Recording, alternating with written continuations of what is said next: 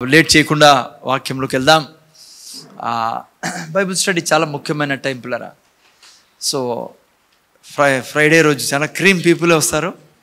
అంటే లైక్ వినాలి, నేర్చుకోవాలా, దేవునిలో ఎదగాలి, దేవుని కొరకు బ్రతకాలనే వాళ్ళే ఫ్రైడే వస్తుంటారు. ఎంత దూరమైనా దగ్గరైనా మనస్తుంటే వస్తాం కదా అట్లా. సో జాగ్రత్తగా వినండి. చాలా ముఖ్యమైన విషయాన్ని మనం నేర్చుకుంటా ఉన్నాం. ఫైనాన్షియల్ బ్లెస్సింగ్స్ గురించి, ప్రాస్పెరిటీ గురించి, ఆర్థిక ఆశీర్వాదాల గురించి. ప్రతి సబ్జెక్ట్ గురించి మీకు నాకు దేవుడు ఏం చెప్తున్నాడో క్లియర్గా అర్థం చేసుకోవాలి పిల్లలు. ఏ విషయమైనా సరే అది ఓకే. సో గత 5-6 వారాలుగా లైక్ 7-8 వీక్స్ అనుకుంటా, 5-6 వీక్స్ ఏమైంది ఫైనాన్షియల్ బ్లెస్సింగ్స్ గురించి చెప్పడం జరుగుతుంది. మీకు ఫైనాన్షియల్ బ్లెస్సింగ్స్ గురించి చెప్పడానికి కారణము మీతో డబ్బులు తీసుకోవాలని కాదు, లేదంటే మీరు డబ్బులు ఇమ్మని కాదు. హలో, అర్థమైందమ్మా? మీరందరూ ఇచ్చేవాళ్ళే, మీరు టై తీస్తున్నారు, ఆఫరింగ్స్, మీకు దాని గురించి కాదు నేను ఈ సబ్జెక్ట్ తీసుకోవడము. ఎందుకంటే క్రైస్తవుల మధ్యలో డబ్బు గురించి పాస్టర్ ప్రీచింగ్ అంటే వేరే ఏ టాపిక్ అని చెప్పే బాబు ఇదెందుకు చెప్తాను అనే ఒక మనస్తత్వం ఈ సంఘంలో లేదనుకోండి. అయితే మీరు చూస్తే మీరు నేను వినాలి, ముఖ్యంగా చిన్న యవనసులు బిడ్డలు మంచిగా సెకండ్ లైన్ వాళ్ళు మీరే నాకు ముందుకు తీసుకెళ్లాల్సిన వాళ్ళు కాబట్టి సంఘాన్ని. మిగతా వాళ్ళంతా మ్యారేజే వెళ్ళిపోతున్నారు. అమ్మా కీర్తన, జెస్సీ, అమ్మా బిందుషా, ఇంకా చాలా ముగ్గురేనా వెళ్ళుండేది, ఇంకా ఆ పాప ఐషు అక్కడికి వెనకలు ఉన్నారు, అక్సా నవ్వుతుంది. సో ఏనో అంటే అందరూ వినాలనుకోండి. సో వీళ్ళు ఇంకా ముందుకు పోవాలి కాబట్టి నేను కొద్దిగా ఇక్కడ సెకండ్ లైన్లో కూర్చోబెడుతున్నా వీళ్ళకి. సో ఏనో మీరు తల్లిదండ్రులుగా మీ బాధ్యత కూడా. నేనే 1 గంట సేపు ఏం చేయగలం చెప్పండి? ఆదివారం 1 గంట, ఫ్రైడే 1 గంట సేపు. సో ఏనో విషయం ఏమంటే పిల్లరా, సబ్జెక్ట్ ప్రీచ్ చేయడానికి కారణము మీరు నాకు డబ్బులు ఇవ్వాలని, లేదంటే మీకు డబ్బులు అడిగేదానికి కాదు, కానీ దేవుడు మీకు డబ్బులు ఇచ్చే దేవుడు అని చెప్పాలని. ఇవి తెలుసుకోకుంటే, ప్రిన్సిపల్స్ తెలుసుకోకుంటే, సిద్ధాంతాలు తెలుసుకుంటే బైబిల్లో మనం పొందుకోలేం, దేవునితో తీసుకోలేం. మీరు అలాగే బీదరికంలో లాజర్లా చనిపోయిన దేవుడు మనల్ని పట్టించుకోడంటే బాగా అర్థం చేసుకోవాలా. నేను పదాలు ఒకసారి మిస్టేక్ పదాలు వాడచ్చు, మీకు పట్టించుకోవడం కాదు, కానీ దేవునికైతే ఆశ ఉంది. మీరు పట్టించుకోలేదనుకో, ఎలా డబ్బులు తీసుకోవాలా దేవుని చేతిలో నుంచి, మీరు బీదరికంలో వెళ్ళిపోవచ్చు. ఆయనేం బాధపడ్డావు, ఆడిపోయినాక మీరు బాధపడతారు పైకి వెళ్ళిన తర్వాత. ఎందుకంటే ఇక్కడ బీదరికం మనకు లేదు పిల్లరా. దేవుడి కోరిక మీరు నేను ఎప్పుడు ఐశ్వర్యంలో ఉండాలని, ధనము కలిగి ఉండాలని, రిచెస్లో ఉండాలని. సామాన్యమైన ఊరికి కాదు, ఏదో కొద్దిగా డబ్బు కాదు, ఏదో జరిగిపోతాం సార్ నెలలా ఏం ప్రాబ్లం దేవుని కృపను, అది కాదు. పొంగి పొరలే జీవితం దేవుడు కోరుకునేది. మా ఇంటన్నారా? సో అందుకనే ప్రాబ్లం దేవునితో కాదు, కానీ మీరు నేను చక్కగా అర్థం చేసుకోవాలి పిల్లరా. నా మైండ్లో దేవుని యొక్క హృదయము ఏమంటుంది డబ్బు విషయంలో, మీరు నేను క్లియర్గా నా మనసులో ఉంటే అప్పుడు మనలో విశ్వాసం పనిచేస్తుంది. ఆ విశ్వాసం దేవుని నుంచి డబ్బు తీసుకుంటుంది. సో మనకే డైలమాలో ఉన్నామనుకో, దేవునికి ఇష్టం ఉందా లేదా. ఎందుకంటే మీకు అట్లా ప్రీచింగ్ కూడా ఏంటంటారు అంటారు, నేను చూసాను చాలామంది. సో బైబిల్ ఏం చెప్తుందో అది వినాలా. అందుకే బైబిల్లో నుంచి మీకు చూపిస్తాను. వాళ్ళు చూపించవచ్చు, కానీ జాగ్రత్తగా వాళ్ళు చెప్పే దాంట్లో మీరు జాగ్రత్తగా వినాలి. అది ఖచ్చితంగా నేను చెప్తున్నా. ఒక మాటలో చెప్పాలండి మీకు, డబ్బు దేవుని చిత్తం కాదు, బీదరికం దేవుని చిత్తం అంటే అది చాలా ఫాల్స్ టీచింగ్. అది అబ్సల్యూట్లీ స్ట్రైట్ ఫార్వర్డ్గా అది మంచిది కాదు. అది చాలా చోట్ల బైబిల్లో దేవుడు డబ్బు గురించి జాగ్రత్తలు రాశాడు. సపోజ్ డబ్బులు ప్రేమించద్దు అన్నాడు. డబ్బుని ప్రేమించడం వల్ల వారి విశ్వాసాన్ని నాశనం చేసుకునే వాళ్ళు ఉన్నారని చెప్పాడు. ఏం చేయడం వల్ల డబ్బుని, గట్టి చెప్పండి, ఏం చేయడం వల్ల డబ్బుని ప్రేమించడం వల్ల. డబ్బు చెడ్డది కాదు పిల్లరా, అర్థమైందా మీకు? సో ఎందుకు మాట చెప్తున్నానంటే, బైబిల్లో ఒక చోట ఏం రాబడిందంటే, నువ్వు దేవుని యొక్క చిత్తం తెలుసుకోకుంటే నువ్వు ఆనందించలేవు దేవుని ఐశ్వర్యాన్ని అని రాయబడింది. యెషయా గ్రంథం 1:19. ఫటాఫట్ పెట్టండి. నేను యెషయా గ్రంథం 1:19, యెషయా గ్రంథం 1:19 చదవండి ఎవరన్నా. మీరు సమ్మతించి నా మాట విని ఎడల, చూసారు, మీరు సమ్మతించి నా మాట విని ఎడల మీరు భూమి యొక్క మంచి పదార్థములను అనుభవింతురు. చూసారా, సమ్మతించి నా మాట విని ఎడల మీరు భూమి యొక్క మంచి పదార్థములను అనుభవించదు. ఇంగ్లీష్ లో చాలా బాగా రాయబడింది, ఇఫ్ యు ఆర్ విల్లింగ్. చూసారా, if you are willing and obedient, రెండు కావాలా. నువ్వు విల్లింగ్ కావాలా, ప్లస్ రెండోది ఏముండాలా, ఒబీడియంట్గా ఉండాలా. అప్పుడు ఏమవుతుందంట, you shall be eaten by you shall eat the good of the land. భారతదేశంలో నువ్వు ఎక్కడ పోయినా కూడా ప్రతి మంచి మేలు అన్నీ కలిగి ఉంటావు. ఏవి రెండు కలిగి ఉంటే విల్, తెలుగులో ఏం రాబడిందన్న విల్కి సమ్మతించాలను. నువ్వే అన్నా అనుకో, నాకు ఐశ్వర్యం వద్దు, బీదరికమే మంచి. చాలామంది క్రైస్తవులు అంటారు, అంటే అట్లా ప్రీచింగ్ వినింటారు పాపం వాళ్ళు. బీదరికంలో ఉంటే భక్తిగా ఉంటాము, డబ్బులు ఉంటే గర్వం వస్తుంది, ఇలాంటి ఇంకా ఏమేమో. అట్లయితే ఏముండదు పిల్లలు. డబ్బు గురించి నువ్వు అర్థం చేసుకుంటే క్లియర్గా నువ్వు డబ్బుని ఎప్పుడు ప్రేమించవు, దేవుణ్ణే ప్రేమిస్తావు. సో డబ్బు గురించి ప్రీచింగ్ సరిగా లేకుంటే నువ్వు అలా చేయొచ్చు, అంతేగాని. సో అందుకని నువ్వు సమ్మతించాలి. ఏం సమ్మతించాలా, నీ హృదయం నిండా నీ కంప్లీట్ క్లియర్ విశ్వాసం ఉండాలా, క్లియర్ అర్థం చేసుకోవాలి. నువ్వు దేవునికి ఇష్టం నీకు ఐశ్వర్యం ఇవ్వడం. దేవుడు కోరుకుంటున్నాడు నువ్వు ధనం కలిగి, ఐశ్వర్యం కలిగి, ప్రతి మంచి మేలైన వస్తువు కలిగి ఉండాలని. ఇక్కడ రాజండి, you will eat the good of the land అంటే ఏంటి, భూమి మీద మంచిది నీ ఇంట్లో ఉండాలా, నీ జీవితంలో ఉండాలా. అది దేవుని కోరిక పిల్లరా. సో అందుకనే నేను ఈ యొక్క ఫైనాన్స్ గురించిన పునాది ఏంటంటే, మొదటిగా ఉండాల్సిన పునాది నా దేవునికి ఇష్టం నేను ఐశ్వర్యంలో జీవించడం. అందుకని నేను ఒప్పుకోను బేదరికాన్ని, ఒప్పుకోను దారిద్ర్యాన్ని, ఒప్పుకోను అప్పుల్ని. నేను ఆ వంశానికి చెందినవాడిని కాదు. నా వంశం దైవ వంశం. ఇప్పుడు ఈ పిల్లడు చెప్తున్నట్లుగా ముందు నిలబడి, ఏ రోజు యేసయ్యకు పుట్టామో ఆయనంతా మంది పిల్లరా. అందుకే ఆయన ఏమన్నాడు బైబిల్లో, మనం వారసులం ఆయన వారసులం, మనం క్రీస్తుతో జత వారసులం. బైబుల్ మీ మెంటాలిటీగా మారాల పిల్లరా. బైబుల్ మీ జీవితంగా మారాల. ఇంకెవరేం చెప్తున్నారు అది కాదు, ఓకేనా. సరే, ఎందుకు ఐశ్వర్యం ఉండాలి? ఏంటి ఐశ్వర్యం యొక్క డెఫినేషన్ ఏంటి? 2 కొరింథీ 8:9 చదవండి. డెఫినేషన్ అక్కడ రాయబడింది. 2 కొరింథీయులు రాసిన పత్రిక 9:8 చదువుతారా? గట్టి చదవండి మైకులో ఎవరన్నా.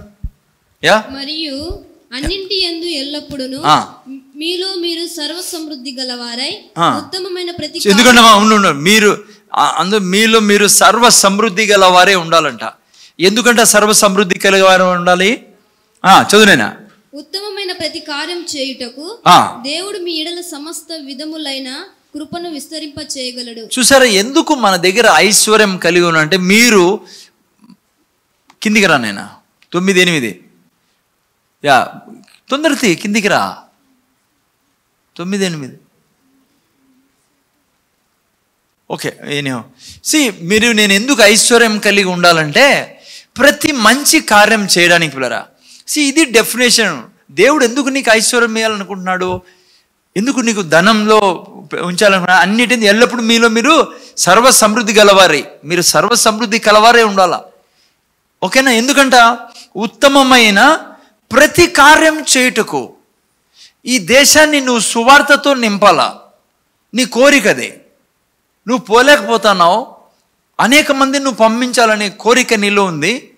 నువ్వు పోలేకపోతున్నావు కాబట్టి నీ దగ్గర ఐశ్వర్యం ఉంటే నువ్వు అనేక మందిని పంపించవచ్చు.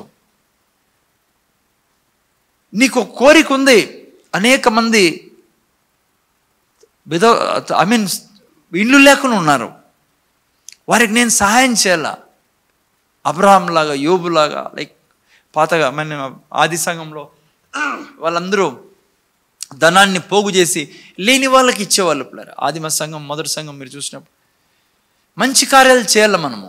అందుకే మనం ఉండేది భూమి మీద. సో అందుకే ధనం దేవుడు మనకి ఇవ్వాలని కోరుకుంటాడు. ఎందుకంటే దాచిపెట్టుకునే విన్నారా, గత 5-6 వారాల్లో దాచిపెట్టుకున్న వాళ్ళకి ఏంది దొరకదు చేతుల్లో. అది చాలా చెడ్డ అలవాటు పిల్లరా. నేను ఆల్రెడీ చెప్పాను, దాంట్లోకి పోను, నేను వేరే విషయాలు చెప్పాలి. ఓకే, మిమ్మల్ని పాడు చేస్తానేది ఏదైనా ఉందా ఐశ్వర్యం రాకుండా అంటే, దాచిపెట్టుకోవడం, కూడబెట్టుకోవడం. ఎస్, మంచి అలవాటు కూడబెట్టుకోవడం. కానీ ఆ అలవాటు నీకు ఉండకూడదు. నువ్వు ఇచ్చే వ్యక్తిగా ఉండాలా. నువ్వు ఇచ్చినప్పుడు, చలినప్పుడు దేవుడు చెప్పినట్లుగా ఆ డబ్బు ఇంత, ఈడింతి ఆడింతి, టైత్ పోయిన తర్వాత ఈ డబ్బు అక్కడి 1000 రూపాయలు ఆడి 500, 2000, అది మీకు తెలుసు. దేవుడు మీతో మాట్లాడతాడు నువ్వు ఆ యొక్క హృదయం కలిగి ఉంటే. ఈ ఇచ్చిన తర్వాత మళ్ళా పంట వస్తూ ఉంటుంది. అప్పుడు దేవుడు అంటాడు, దాన్ని కొను, దీన్ని కొను, ఇంకా దీనికి ఇన్వెస్ట్, అది దేవుడు చెప్తాడు మీకు. అంటే నీ గుండె ముందు ఏముండాలా, హృదయంలో ఆలోచనలన్నీ 10, నీకు 50,000 వచ్చింది, ఇది నీది, ఇది నాది కాదు, ఇది నువ్వు ఏం చెప్తావో చెప్పు ప్రభా, చేస్తాను. ఒక నెలలో దేవుడు నీకు చాలా చెప్పచ్చు, ఒక నెలలో తక్కువ చెప్పచ్చు. ఎందుకు తెలుసా? అవన్నీ నువ్వు విత్తనాలుగా దేవుడు నీతో చల్లించుకుంటున్నాడు. ఎందుకు తెలుసా? నిన్ను ఐశ్వర్యవంతుని చేయాలి. అక్కడ సర్వ సమృద్ధి నీకు ఇలా. నువ్వు దాచిపెట్టుకుంటావే, జీతం వచ్చినాక టైత్ ఇచ్చి మిగతాదంతా అదంతే ఉంటుంది. దేవుని కోరిక ఏంటి? అందుకే యేసుప్రభు ఏమన్నాడు ఆ వ్యక్తిని, దాచిపెట్టుకునే వ్యక్తిని? పనికి మాలిన పనికి రావరా నువ్వు. మనం దాచిపెట్టుకునే గుణం అంటే పనికిరాము దేవునికి. అంతే ఉంటుంది, అంతే ఆడే, అంతే అట్లే ఉంటాం మనము. నేను చెప్తున్నా పిల్లరా, దేవుని యొక్క పుల్పిట్ మీద క్రైస్తవుడు బీదరికానికి అర్హుడు కాదు పిల్లరా. నెవర్. తెలియక మనం అట్లా ఇది అవుతుంటాం, నష్టపోతుంటాం డబ్బులు లేకుండా. అందుకే జీతం వస్తానే టైత్ దాచిపెట్టుకోవద్దండి, భయపడొద్దండి. మొన్నవారం అదే చెప్పాను నేను. ఏం తిందుమా, ఏం తాగుదుమా, రేపు పిల్లకి పెళ్లి చీర ఎట్లా, పిల్లకి నెక్లెస్ ఎట్లా, ఏమి ధరించుకుందుమా, ఏం చేయకూడదంట, చింతించకుడే. మీ పరలోకపు తండ్రికి తెలుసు, గడ్డిని అలంకరించిన వాడు నీ కూతురుని పెళ్లి కూతురుగా అలంకరించగలడు. ఓకే, ఇవన్నిటి గురించి ఆయనకు తెలుసంట. వీటన్నిటి వెనకాల ఎవరు పరిగెడుతున్నారు? వాళ్ళు పరిగెడుతున్నారు. మీరు వాటి వెంట పరిగెత్తద్దండి, అవే మీ వెంట పరిగెడతాయి. ఇప్పుడు రాజ్యాన్ని, నీతిని వెతికినప్పుడు. ఓకే, అవన్నీ మీకు ఆల్రెడీ వచ్చేసాయి. ఓకే, ఈరోజు అందుకనే ప్రాస్పెరిటీ. ఉదాహరణకి నేను ఉన్నాను పిల్లరా, పాస్టర్. నా దగ్గరే డబ్బులు లేవు, ఇండ్లు ఫ్యామిలీనే గడిచేది కష్టం అనుకోండి ఉదాహరణకి. నేనేం చెప్తా నిలబడి మీకు? అమ్మా డబ్బు గురించి ఇండి అని చెప్పాల్సి వస్తుంది కదా. సో నన్ను అడిగితే పిల్లరా, preacher, I mean me context ఏమో నాకు బైబిల్ పరంగా నేను చెప్తున్నాను. అందరికంటే ధనికుడుగా ఉండాల్సిన చర్చిలో పాస్టరే. అందుకే మీ డబ్బు అంతా ఇవ్వండి, వద్దు మీ డబ్బు వద్దు అని జస్ట్ జోక్ చేస్తాను. హలో అయ్యా, నేనే మోడల్ని, అంతే కదా. ఇప్పుడు నేను ఏదైనా చెప్పాలంటే నేను చెప్తా ఉంటా, కానీ మీరు తొంగి చూస్తా అంటారు నా జీవితంలోకి, నీ దగ్గర లేదే అని. నిజంగా నేను చెప్తున్నాను, దేవుడి యొక్క గ్రంథం ముందర నిలబడి కొన్నేళ్ల క్రితం ఈ విషయాలు తెలిసింటే ఇంకా ఎట్లుంటా అంటేమో అనిపిస్తుంది నాకు. నేను తయారు చేసుకుంటేప్పుడు కూడా చాలా విషయాలు అందుకే నాకు చాలా ఇష్టం ప్రీచ్ చేయాలంటే మీకు. అందుకే మీరు వినాలని కోరుకుంటా. అందుకే పిల్లలు, మీ జీవితం ఇట్లా ఉండకూడదు పిల్లరా. డబ్బు మనకేం, డబ్బు అదే చెప్తున్నా, ఆయన కోరుకుంటాను నువ్వు డబ్బు కలిగి ఉండాలని. ఇంకేం అడ్డం? ఎవడు మీకు డబ్బు రాకుండా చేసేది? ఒక్కడే, అది నువ్వే. దేవునికి చాలా ఇష్టం పిల్లరా డబ్బు కలిగి మనం ఉండాలంటే. పాస్టర్ గారు నేను డబ్బు కలిగి ఉండడం దేవునికి ఇష్టం. నాకే ఫీజు కట్టేకి లేకుండా, మాకే కరెంట్ బిల్ కట్టేకి లేకుండా ఉంటే ఇంకా నేను ఏం మంచి పనులు చేయగలను, మీకేం చెప్పగలను నేను? క్రైస్తవులే పిల్లరా పెద్ద ఎప్పుడు ఆలోచించే, డబ్బులు ఉంటే చెడిపోతాము, డబ్బులు వద్దు, డబ్బులు ఎలా, డబ్బులు ఎందుకు. క్రైస్తవులు మిగతా వాళ్ళకి ఏం సమస్యలు, వాళ్ళు ఇస్తావు ఎంత ఇచ్చినా దాచిపెట్టుకుంటా అంటారు వాళ్ళు. క్రైస్తవులకి చెప్పాల్సి వస్తుంది డబ్బు కలిగి ఉండాలని. ఎందుకంటే రాంగ్ కాన్సెప్ట్స్ అన్ని క్రైస్తవులు ఉన్నాయి పిల్లరా. దేవుడు బీదోడు, దేవుని అందరూ అడిగితే యాటుని తెచ్చేస్తాడు ఆయన. విన్నారు ఎవడన్నా? దేవునికే కొంతమంది సలహా ఇస్తారు, యాటుని తెచ్చాడు ఆయన అందరికీ. అందరు ఇంత అడిగితే యాటుని చేస్తాడు. ఆయన ఇప్పుడు 800 కోట్ల మంది ఉన్నారు, దాదాపు 800 కంటే పైన ఉన్నారు అనుకోండి. 1.2 బిలియన్స్ ప్రజలు ఇక్కడ ఈ భూమి మీద. ఈరోజు 800 కోట్లు కాదు, 80,000 కోట్ల మంది ఉన్నా ఆయన తినిపించగలడు. ఆయన ఏం తక్కువ చెప్పండి. ఆయన బీదోడు కాదు, ఆయన కుమారుడు యేసుక్రీస్తు కూడా బీదోడు కాదు. బాగా గుర్తుపెట్టుకోండి, ఇది బీదరికం అనేది లేదు స్వర్గంలో, కాన్సెప్టే లేదు ఈ సృష్టిలో. నేను చెప్పినది ఈవెన్ భారతదేశం కూడా బీద దేశం కాదు. ఆయన ఏంది పుట్టిలే, మనం చాలామంది దాచిపెట్టుకున్నారు కాబట్టి బీద స్థితిలో ఉంది భారతదేశం ఈరోజు. ఈవెన్ మన వరకు వస్తే క్రైస్తవుల్ని ఎవరిని బీదరికంగా దేవుడు పెట్టలేదు. అపోస్తులు కూడా బీదలు కాదు, ఊరికే చిత్రీకరిస్తాంటారు అంతే మనోళ్ళు. యేసుప్రభు దగ్గర ఎంత ధనం ఉండేది తెలుసా మీకు పిల్లరా? ఆల్రెడీ మీకు చాలాసార్లు చెప్పాను నేను. చాలా ఉండేది ఆయనకి ఇచ్చే చుట్టుపక్కల అంతా ఎంతమంది ఉండదు తెలుసా? అందుకే పెట్టుకునేకి ట్రెజర్ అన్నీ పెట్టుకున్నాడు ఆయన, కౌంటింగ్ కోసం అన్ని లెక్కలు రాసుకునే దానికోసం. Bible clear. నేను చాలాసార్లు చెప్పా, 12 మంది శిష్యులు ఉన్నారు. భార్య పిల్లల్ని వదిలి ప్రభుతో తిరుగుతున్నారు. వారు ఆ భార్య పిల్లల్ని ఎవరు పోషిస్తారు చెప్పండి మీరే? ఎంత డబ్బు ఇచ్చేవాడు ప్రతి నెల జీతము ఎవరికి? వీళ్ళకి, శిష్యులకి. లేదంటే వాళ్ళ పిల్లలు ఎట్లా తింటారు?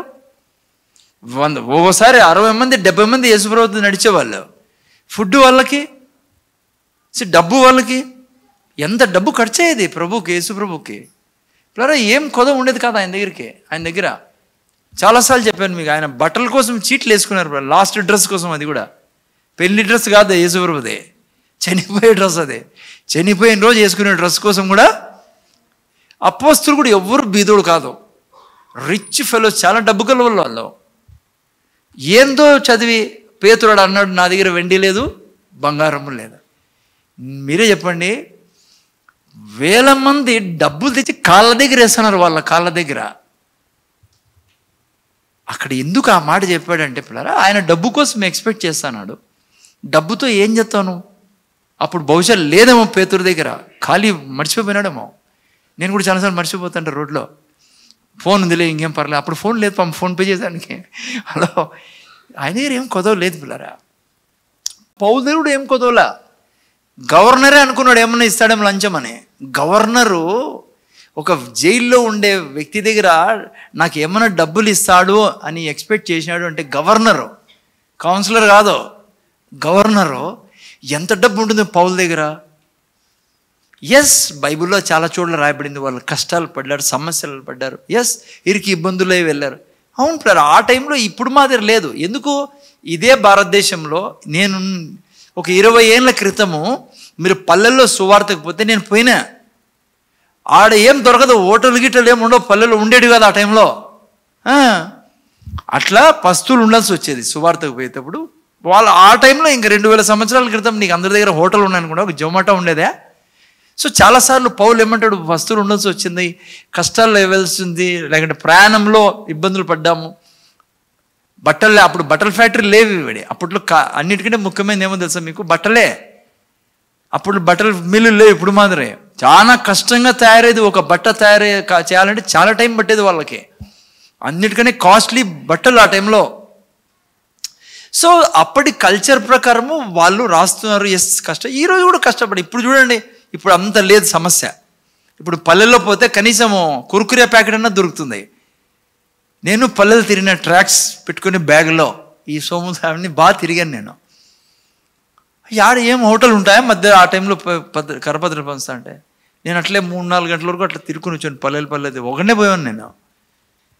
అప్పుడు మీరంతా ఎవరు తెలియదు నాకు, ఎలాంటి మిమ్మల్ని తీసిపోయాను నేను. ఏ టైంలో? 87 మాట నేను చెప్తాను. 87లో మోని ఆడుందో ఏమో ప్రపంచంలో, యా దేశంలో తిరుగుతుందేమో. నేనుంటే వస్తాంటే అంకుల్ అంటుంది పాపం. ఓకే, విషయం ఏమంటే, ఎస్, కష్టాల్లో సమస్యల్లో దెబ్బలు తిన్నారు, జైలులో వేయబడ్డారు. ఇప్పుడు జైల్లో వేయబడతారు. ఎంతమంది యూపీ నార్త్ ఇండియాలో పోతే మీరు పిల్లరా కేసులు పెట్టి లోపల వేస్తున్నారు భయపడిచ్చేదానికి. ఓకే, నేను అనేది ఏమంటే, బీదరికం దేవుని తరఫున కాదు, ఎవరు బీదోళ్ళు కాదు బైబిల్లో. బాగా అర్థం చేసుకోండి ఇది. ఓకే, విషయం ఏమంటే పిల్లరా, అందుకే మీరు చూస్తే దేవుడు ఎప్పుడు కూడా ఒక మాట ఎప్పుడు బైబిల్లో మీరు వింటారు, నేను అబ్రహాము దేవుణ్ణి, ఇస్సాకు దేవుణ్ణి, ఏం దానికి అర్థము? ఏమని అర్థం తెలుసా? అబ్రహాంని అడగండి నేను ఎట్లా దేవుణ్ణి అంటున్నాడు దేవుడు. అబ్రహాంని చూసి నేర్చుకోండి, ఇస్సాకుని చూడండి, యాకోబుని చూడండి, ఎట్లా పెట్టాడు దేవుడు వాళ్ళని కదా. ఏమన్నా కొదవ ఉండేదా పిల్లరా? మళ్ళీ వాళ్ళని అడగండి మీరు, అబ్రహాంని, ఇస్సాకుని, యాకోబుని. ఏంటయ్యా మీరేమంటారు దేవుని గురించి అని. వాళ్ళు ఏమంటారు తెలుసా? అయ్యా ఆయన చేయి తీస్తే చేయి విప్పితే కదా, ఆయన నోరు తెరిసి ఆశీర్వాదం అంటాడు. ఆయన ఎంత ఇచ్చాడు అబ్రాహాంకి? అబ్రాహాం 12వ అధ్యాయంలో బయటకు వచ్చాడు. 13వ అధ్యాయంలో గొప్ప ధనికుడు అని రాశారు అబ్రాహాం గురించి. తెలుసా మీకు బైబిల్లో? 13లో 14లో వచ్చేళ్ళకి 14వ అధ్యాయంలో దేవుడు సంతోషంతో నిండిపోయి, అబ్రాహమా నువ్వు చూడు, ఉత్తరం, దక్షిణం, తూర్పు, పడమర, నువ్వు చూసేదంతా ఎంత గొప్ప దేవుడు చెప్పండి అమ్మా. అటువంటి హృదయం దేవుంది. మంచి దేవుడు పిల్లరా, మీనా దేవుడు. సో ఓకే, ఈరోజు నేను మీకు కొన్ని ముఖ్యమైన విషయాలు తేలాలి. ఓకే, దేవుడు ఎట్లా వాడంటే పిల్లరా, తన భాగం తను చేస్తాడు. దేవుడు ఎక్స్పెక్ట్ చేస్తాడు మన భాగము మనం చేయాలని. 2 భాగాలు ఉన్నాయి పిల్లరా. హలో, మీరు అర్థం చేసుకోవాల్సింది ఏమంటే, దేవుడు తన భాగం చేస్తాడు. నువ్వు నీ భాగం చేసినప్పుడే ఆయన చేతి నుంచి నువ్వు ఆశీర్వాదాలు పొందుకోగలవు, ముఖ్యంగా ఐశ్వర్యం పొందుకోగలవు. నీ భాగాన్ని నువ్వు చేయలేదనుకో, నువ్వు దానికోసం క్వాలిఫై కాలేవు ఏదైతే దేవుడు నీకు ఇవ్వాలనుకుంటున్నాడో. ఎందుకంటే దేవుని దగ్గర ఒక నేచర్ ఉంది, బలవంతం చేయడు దేవుడు. తను సిద్ధాంతం పెట్టాడు, ఇక్కడ రాసి పెట్టాడు, ఇది చేయాలా, ఇది చేయాలా, మీ పార్ట్ ఇది, నా పార్ట్ ఇదని. సో ఎప్పుడైతే మీరు నేను దేవుడు పార్ట్ దేవుడు చేసినప్పుడు మన పార్ట్ మనం చేస్తే, మన భాగం మనం చేస్తే, మనం ఏం చేయాలో చేస్తే, మీకు నాకు ఫైనాన్షియల్ గురించి నేర్చుకుంటాను, డబ్బు గురించి కొదవ ఉండనీడు పిల్లరా. ఆయన బాధ్యత అది. ఇప్పుడు నువ్వు చేయాల్సింది నువ్వు చేస్తే, నీ భాగం నువ్వు చేస్తే పిల్లరా, అందుకే బైబిల్లో దేవుడు కొన్ని ప్రిన్సిపల్స్ పెట్టాడు పిల్లరా, సిద్ధాంతాలు పెట్టాడు, కొన్ని మార్గాలు పెట్టాడు. బిడ్డ ఇది చెయ్యి. ఉదాహరణకి నువ్వు యేసు క్రీస్తుని కులాపి వింటాను కదా, బ్రహ్మాండంగా వింటాను చూడు. నువ్వు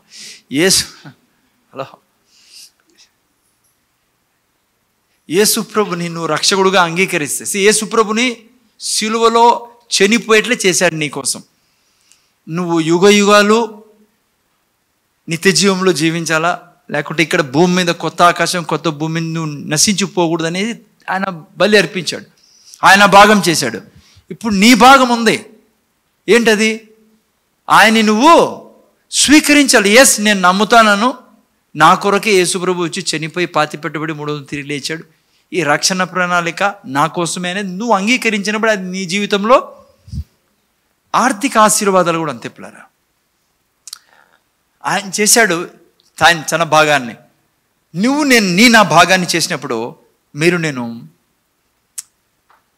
అబ్రహాము జీవితం మరి చూసుకున్నప్పుడు, ఇప్పుడే నేను చెప్పాను మీకు, బహు గొప్ప ధనికుడు అని రాశారు అబ్రహాం గురించి. విత్ ఇన్ నో టైం, కొంత టైంలోనే బిడ్డను కొద్దిగా లేట్ అయింది, కానీ బిడ్డ తెచ్చుకునేదానికి దేవుని ప్రణాళిక ప్రకారము ఐశ్వర్యం విషయంలో అబ్రహాము ఇమ్మీడియట్గా తన యొక్క హృదయాన్ని గెలుచుకున్నాడు పిల్లరా, దేవుడి యొక్క హృదయాన్ని. దేవుడు భాగం చేశాడు. అబ్రహాంతో అన్నాడు, అబ్రహామా నేను నిన్ను ఆశీర్వదిస్తా, అంతేకాదు నిన్ను ఆశీర్వాదంగా చేస్తా. అబ్రహామా నీ నామాన్ని గొప్ప చేస్తాను. నా గుండెల్లో ఉండే కోరిక ఏమో తెలుసా? నిన్ను గొప్ప జనంగా చేసి నిన్ను భూమి మీద జనములకు ఆశీర్వదించాలి. అది నా భాగం. అయితే నా భాగంలో నువ్వు ప్రవేశించాలంటే నీ భాగం ఉంది. ఏంటి ఆ భాగము? చూడండి, ఐశ్వర్యం గురించి నేర్చుకుంటాను. అనేక విషయాల్లో అబ్రహాం మనకు మాదిరిగా ఉన్నాడు పేర. ఆదికాండం 14వ అధ్యాయంలో రండి. చూడండి, అబ్రహాం ఎంత చక్కగా ఆ ప్రిన్సిపల్ని ఫాలో చేశాడు, ఎంత ఈజీగా దేవుని యొక్క ఆశీర్వాదాలు జీవించాడు. ఏం చేశాడు? ఇక్కడ 14వ అధ్యాయం తీసి పెడితే మీరు, ఆదికాండం 14లో, ఓకే, నేను జస్ట్ మీకు అట్లే స్టోరీ చెప్తాను. మీకు ఇక్కడ రాయబడింది కదా ఏమని. ఇక్కడ మీరు చూస్తే 5 మంది రాజులు సోదోమ మీద ఆక్రమణ చేయడం జరిగింది పిల్లరా. సోదోమలో ఎవరు ఉండేవాళ్ళు? లోతు ఉండేవాడు. లోతు భార్య పిల్లలు ఉండేవాళ్ళు. లోతు ఆస్తి ఉండేది. ఓకే, వచ్చిన ఈ యొక్క 5 మంది రాజులు వచ్చి సోదోమను, ఆ యొక్క ప్రజల్ని, రాజుని, లోతుని మొత్తం కట్టకట్ట తీసుకుని వెళ్ళిపోయారు, బంధించి తీసుకుని వెళ్ళిపోయారు. ఆ వార్త ఎవరికి అందింది? అబ్రహాంకి అందింది పిల్లలు. ఎప్పుడైతే అబ్రాహాంకి తెలియజేశారో అయ్యా ఇట్లా జరిగిందని చెప్పేసి, అబ్రాహాం ఏం చేశాడు, తన దగ్గర పని చేస్తున్న 318 మందిని తీసుకొని 5 మంది రాజుల మీదకి యుద్ధానికి వెళ్ళాడు. ఎంత ధైర్యం అబ్రాహాం చూడండి. ఎందుకు వెళ్ళాడు చెప్పండి అబ్రాహాం మీద? అంత ధైర్యం ఎక్కడి నుంచి వచ్చింది అబ్రాహాంకి? అమ్మా చెప్పండి, పర్లేదు ధైర్యంగా. ఎందుకంటే కొద్ది రోజుల ముందు ఐగుప్తు రాజు మీదే విజయం ఇచ్చాడు. ఎవరికి? అబ్రహాంకే కదా. ఐగుప్తు రాజు ఏం చేశాడు? సారాన్ని తీసుకుని వెళ్ళిపోయాడు, ఎవరులేదు దిక్కు నీకని. దేవుడు ఏం చేశాడు రాజుతో? జాగ్రత్త, సారా మీద చేసినావా నీ కథ చెప్తానని చెప్పాడు. భయం పెట్టేటప్పటికి రాజు, మీకు తెలుసు మిగతా స్టోరీ అంతా. సో అబ్రహాంకి ఆ ధైర్యం ఉంది, ఓ ఇంకా నాకు భయం లేదు. దేవుడు ఏదైతే నాతో వాగ్దానం చేశాడో, నిన్ను విడువని ఎడబాయనని, ఆ దేవుడు నాతో ఉన్నాడని చెప్పి స్ట్రైట్గా 5 మంది రాజుల మీదకి యుద్ధానికి వెళ్ళిపోయాడు. చూసారా, 5 మంది రాజుల మీదకి యుద్ధానికి వెళ్ళిపోయి విజయం సాధించి తిరిగి వచ్చాడు. ఓకే, ఆ తర్వాత ఏం జరిగిందో చూడండి, ఏం పార్ట్ అబ్రహాం చేశాడో ఈరోజు కొద్ది ఇంకా లోపలికి వెళ్దాం. 16వ వాక్యం నుంచి చదువుతారా మైక్లో? ఆస్తి యావత్తు తిరిగి తెచ్చి తన తమ్ముడైన లోతును, అతని ఆస్తిని, స్త్రీలను, ప్రజలను తిరిగి తీసుకొని వచ్చెను. అతడు కదొర్లా యోమేరును అతనితో కూడానున్న రాజులను ఓడించి తిరిగి వచ్చినప్పుడు సొదొమ రాజు అతనిని ఎదుర్కొనుటకు రాజు లోయను షావే లోయ మట్టుకు బయలుదేరి వచ్చెను. మరియు షాలేము రాజైన మెల్కీసెదెకు రొట్టెను ద్రాక్షారసము తీసుకొని వచ్చెను. అతడు సర్వోన్నతుడగు దేవునికి యాజకుడు. అప్పుడు అతడు అబ్రామును ఆశీర్వదించి, ఆకాశమునకు భూమికిని సృష్టికర్తయును సర్వోన్నతుడునైన దేవుని వలన అబ్రాము ఆశీర్వదింపబడునుగాక అనియు, నీ శత్రువులను నీ చేతికి అప్పగించిన సర్వోన్నతుడగు దేవుడు స్తుతింపబడునుగాక అనియు చెప్పెను. అప్పుడు అతడు అన్నిటిలో ఇతనికి 10వ వంతు ఇచ్చెను. సొదొమ రాజు మనుషులను ఇది టైత్ గురించే నేను చెప్తున్నా మీకు, కానీ కొద్దిగా వేరే యాంగిల్లో చూసుకుందాం ఈరోజు. ఏంటి అబ్రహాం పార్ట్, అబ్రహాం భాగం ఏం చేశాడు? దశంభాగం తీసుకుని దేవునికి యాజకునికి ఇచ్చాడు. ఎవరికి ఇచ్చాడు? మెల్కీసెదెకు యాజకునికి ఇచ్చాడు. ఎవరు చెప్పారు అబ్రహాంకి నువ్వు దశంభాగం ఇవ్వాలని, నువ్వు సంపాదనలో నుంచి అని? లాస్ట్ టైం కూడా నేను మీకు క్లియర్ చెప్పా. ఖచ్చితంగా దేవుడే అబ్రహాంకి సలహా ఇచ్చాడు, అబ్రహాం నేర్పించాడు. ఇది రెవల్యూషన్ అబ్రహాంకి దేవుడు ఇచ్చినది.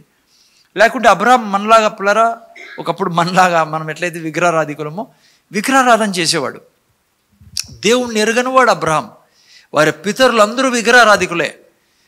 అబ్రహాం సమయంలో దేవుణ్ణి ఎరిగిన వాళ్ళు ఎవరూ లేరు. దేవుడు అందుకే అబ్రహాం దగ్గరికి వెళ్ళాడు. అబ్రహాం దగ్గరికి దేవుడు రాలా, అబ్రహాం రాలా దేవుని దగ్గరికి, దేవుడే అబ్రహాం దగ్గరికి వెళ్ళారు. అబ్రహామా, నువ్వు నా దగ్గరికి వస్తే, నన్ను నమ్మితే నిన్ను ఈ విధంగా దీవిస్తానని. సో దశంభాగం ఎవరిమ్మని చెప్పారు? దేవుడే చెప్పాడు. ఇది రెవల్యూషన్ ద్వారా అబ్రహాంకు తెలుసుకున్నాడు ఇది. అందుకే అబ్రహాము దశంభాగం ఇవ్వగలిగాడు. ఇక్కడ మళ్ళీ క్లారిఫై చేస్తాను నేను, మీకు డౌట్ ఉండకూడదు. లాస్ట్ టైం కూడా చెప్పాను నేను. చాలామంది టైత్ని, దశంభాగాన్ని ధర్మశాస్త్రం నుంచి వచ్చింది కాబట్టి ఇప్పుడు మనం టైత్ తీల్చిన పనిలా, ఎందుకంటే మనము ధర్మశాస్త్రం కింద లేము అంటారు. 100% నిజం. మనం ధర్మశాస్త్రం కింద లేము. ఇప్పుడు మనం ఎవరి కింద ఉన్నాం? కృప కింద ఉన్నాం. అంటే కృప, మనం ధర్మశాస్త్రం ద్వారా కాదు నీతిమంతులుగా చేయబడింది, కృప ద్వారా నీతిమంతులుగా చేయబడి ఉన్నాం. అంటే యేసుక్రీస్తు మరణ పునరుత్థానాల ద్వారా నీతిమంతులుగా. అందుకే మనం ధర్మశాస్త్రం ద్వారా కాదు, అందుకే మనం ధర్మశాస్త్రాన్ని అనుసరించాల్సిన అవసరం లేదు అనేది కొంతమంది వాదన. కరెక్టే, కృప ద్వారానే నీతిమంతులయ్యాం. కానీ దశంభాగం వచ్చినది ధర్మశాస్త్రం ద్వారా కాదు. దశంభాగం ఎప్పుడు మొదలైంది? విశ్వాసం ద్వారా. అబ్రహాం ఎవరు? విశ్వాసులకు ఈ ధర్మశాస్త్రం అనేది మధ్యలో తీసుకొచ్చాడు దేవుడు. ఇజ్రాయెల్ జనాంగానికి మధ్యలో ఇచ్చినది, అందులోనే మధ్యలోనే తీసేసుకున్నాడు. ఆరంభమైంది ఏంటి? ముందు నుంచి ఉండేది విశ్వాసం ద్వారా. మీరు నేను ఏం ద్వారా ఇప్పుడు నీతిమంతులైనాము? విశ్వాసం ద్వారా. సో దశంభాగాన్ని మనం దేవుడు తీసేయలే, ధర్మశాస్త్రాన్ని తీసేశాడు. ధర్మశాస్త్రం ఒక ఆజ్ఞగా పెట్టాడు, ఎందుకంటే వాళ్ళు ఇవ్వడం లేదు కాబట్టి. వాళ్ళు ఐగుప్తులో 430 సంవత్సరాలు అక్కడ ఉండి మర్చిపోయి అసలు బైబిలే లేదు వాళ్ళ దగ్గర. అందుకే ఆ భయంకరమైన స్థితిలో, అందుకే దేవుడు బైబిల్ రాయాల్సి వచ్చింది వాళ్ళ కోసం. మళ్ళీ గుర్తుండదు. అందుకే 10 ఆజ్ఞల్లో ఏం పెట్టాడు? దశంభాగం ఇమ్మని పెట్టాడు. సో ఈరోజు మీరు నేను అర్థం చేసుకోవాల్సింది ఏమంటే, దశంభాగం ధర్మశాస్త్రం నుంచి రాలా, ఆరంభం నుంచి ఉంది. ఇంకా ఆరంభం నుంచి ఉంది, కొంచెంసేపులో మీకు చూపిస్తాను, జాగ్రత్తగా వినండి. సో అబ్రహాం చేశాడు కాబట్టే దేవునికి ద్వారం తెరిచాడు అబ్రహాంని దీవించేదానికి. ఓకే, అందుకే మీ భాగం, దేవుని భాగం దేవుడు చేసి ముగించాడు పిల్లలు. ఇక దేవుడు చేయాల్సింది ఏది లేదు, ఏ విషయమైనా సరే. ఆరోగ్యం విషయం సండే చెప్తాను మీకు, ఆల్రెడీ చెప్తున్నాం, కొద్దిగా డీటెయిల్గా వెళ్దాం ఆదివారం. ఎందుకు మనం అనారోగ్యం ఉండాలని? అనారోగ్యం లేదు మనకి. అదేవిధంగా బీదరికం కూడా లేదు కదా. బీదరికం రాకుండా ఐశ్వర్యంలో ఉండాలంటే మన భాగం మనం చేయాలి. ఏంటి మన భాగము? వినండి ఇప్పుడు జాగ్రత్తగా. నా భాగం ఏంటంటే పిల్లరా, మీరు నేను బాగా వినండి, వింటున్నాను కదా. మీ నుంచి నా నుంచి దేవుడు కోరుకునేది ఏంటంటే, మీరు నేను దేవునికి అక్నాలెడ్జ్ చేయాల. దేవునికి అక్నాలెడ్జ్ చేయాలి. అక్నాలెడ్జ్ అంటే తెలుగులో అర్థమైంది. వాళ్ళు ముందు చూడండి, దేవుడు మన భాగం ఏంటంటే, దేవుడు కోరుకునేది మనం దేవుణ్ణి గుర్తించాలా, అక్నాలెడ్జ్ చేయాలా. అదే దేవుడు కోరుకుంటాడు అది మన నుంచి. గుర్తుపెట్టుకోండి, నా భాగం ఏంటంటే, ఐశ్వర్యం గురించి నేర్చుకుంటున్నాం కాబట్టి దేవుడు ఐశ్వర్యం ఇచ్చేశాడు. ఆయన ఎక్కడ కూడా నాకు ఇష్టం, నువ్వు బీదగా ఉండాలని, నీకు బీదరికం ఇస్తా, నువ్వు అడుగు తినాలా లేదు, అసలు బైబిల్లో లేదు ఆడ. ఆయన ఫినిష్ చేశాడు, తన భాగాన్ని రాసేశాడు. మారదు అది. ఆకాశం భూమి గతించినా అవి మారవు. ఆకాశం ఎట్లా గతించాలి లాస్ట్లో, కానీ భూమి కూడా గతించాలా, వాక్యం గతించదు. వాక్యం ఎప్పటికీ శాశ్వతం. అయితే దేవుడు మన భాగం మన భాగం ఏంటంటే, మనము ఆయన్ని మరి గుర్తించడం. గుర్తుపెట్టుకోండి, నాకు గుర్తురాదు ఈ పదము. అక్నాలెడ్జ్ చేయాల, గుర్తించడము. ఇదే దేవుడు మన నుంచి కోరుకుంటాడు పిల్లరా, ఇంకేమీ లేదు. ఓకే, ఏంటి గుర్తించడం అంటే? దేవుడు కోరుకుంటానేది మనతో ఏంటంటే, మనము ఎప్పుడు అక్నాలెడ్జ్ చేయాలా. ఏం అక్నాలెడ్జ్ చేయాలంటే, ఈయనండి ముందర చూడండి, సమస్తము ఆయన నుంచే వచ్చిండేదే. నా దగ్గర ఉన్న సమస్తము ఆయనదే అనేది మీరు నేను అక్నాలెడ్జ్ చేయాల. దేవుని దగ్గర గుర్తించాలా. ఓకే, వింటాను, నాతో పాటు వెళ్తాను, ముందుకు వెళ్తాను, ఇంకా మీకు అర్థమవుతుంది. ఇది ఈ పాయింట్ ఏంటండి మీరు. దేవునికి నా డబ్బులు అవసరం లేదు పిల్లరా. హలో, నా దశంభాగాలు తీసుకొని ఆయన షో నడిపేవాడైతే అసలు ఈ దేవుడు వద్దు మనకి. అసలు ఆయన్ని ఆరాధించడమే అనవసరం. మన డబ్బులు తీసుకొని తన పని జరుపుకునేవాడైతే,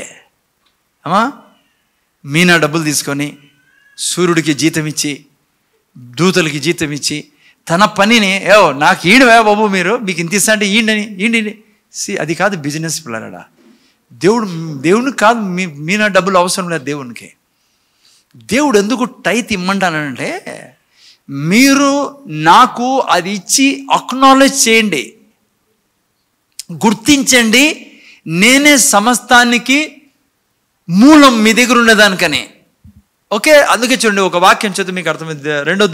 మొదటి దినవృత్తాంతాలు 29, 11, 12 చదువు నాయన. ఎవరున్నా నేను తీసుకొస్తాను మీకు. భూమి ఆకాశములందుండు సమస్తమును నీ వశము. ఏమండి, ఎవరి వశము?